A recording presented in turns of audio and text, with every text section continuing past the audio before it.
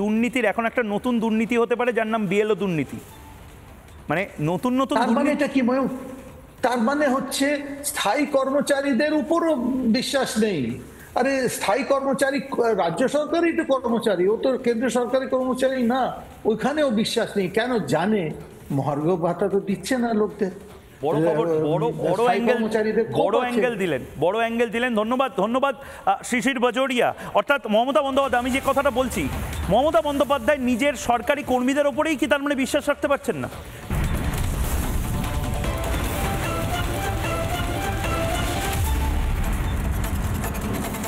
এই মুহূর্তে বড় অভিযোগ করছেন শিশির বাজোরিয়া। আপনারা বলছেন, আমি একবার দর্শকদের পড়ে শোনাতে চাই বিএলও নিয়োগ নিয়ে আপনাদের যে অভিযোগটা।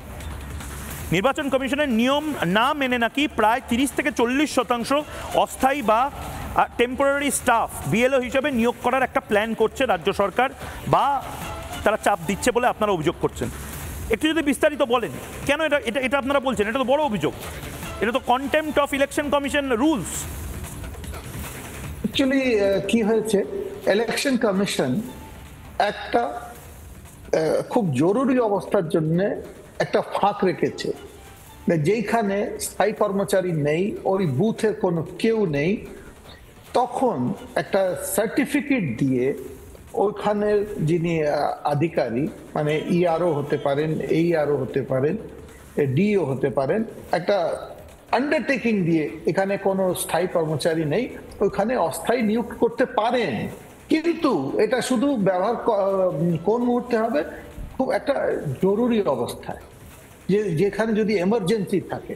এরা কি করেছে, আমাদের হাতে যত বিএলও লিস্ট এসেছে সব তো এরা এখন পর্যন্ত দেয়নি। 35 থেকে 40% ওই এমার্জেন্সি প্রভিশনটা ইউজ করেছে।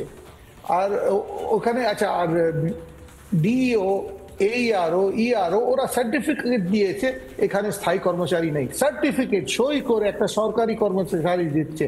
আমরা একটা জেলার উদাহরণ হিসেবে পিও অফিসে গিয়ে জমা দিলাম, এই নিন একটা পুরো জেলার লিস্ট, পার্ট ওয়াইজ, এই অমুক পার্টে অমুক স্থায়ী কর্মচারী আর অমুক ফোন নম্বর, একটা লিস্ট দিয়েছি, শুধু একটা জেলা, একটা উদাহরণ হিসেবে। এই এখানে যে কি বলবো, দলদাস প্রশাসন, তৃণমূলের সক্রিয় কর্মী, পার্টি অফিসের ছবি, ওকে বিএলও করতে বসিয়ে দিয়েছে।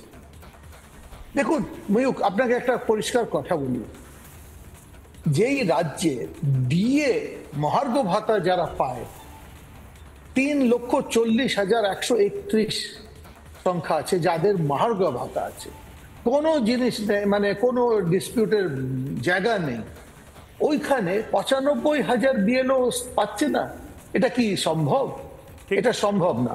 এটার একটাই কারণ কি, মাননীয় আদেশ পালন হচ্ছে কি, মানে এই দুর্নীতির এখন একটা নতুন দুর্নীতি হতে পারে যার নাম বিএলও দুর্নীতি।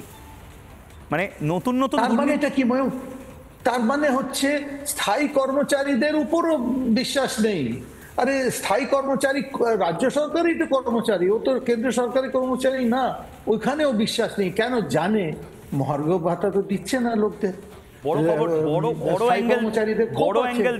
অ্যাঙ্গেল দিলেন। ধন্যবাদ শিশির বাজোরিয়া। অর্থাৎ মমতা বন্দ্যোপাধ্যায়, আমি যে কথাটা বলছি, মমতা বন্দ্যোপাধ্যায় নিজের সরকারি কর্মীদের ওপরেই কি তার মানে বিশ্বাস রাখতে পারছেন না?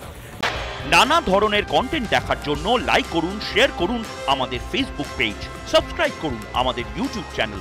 পাশাপাশি অন্যান্য ব্রেকিং নিউজের জন্য অবশ্যই চোখ রাখুন রিপাবলিক বাংলায়।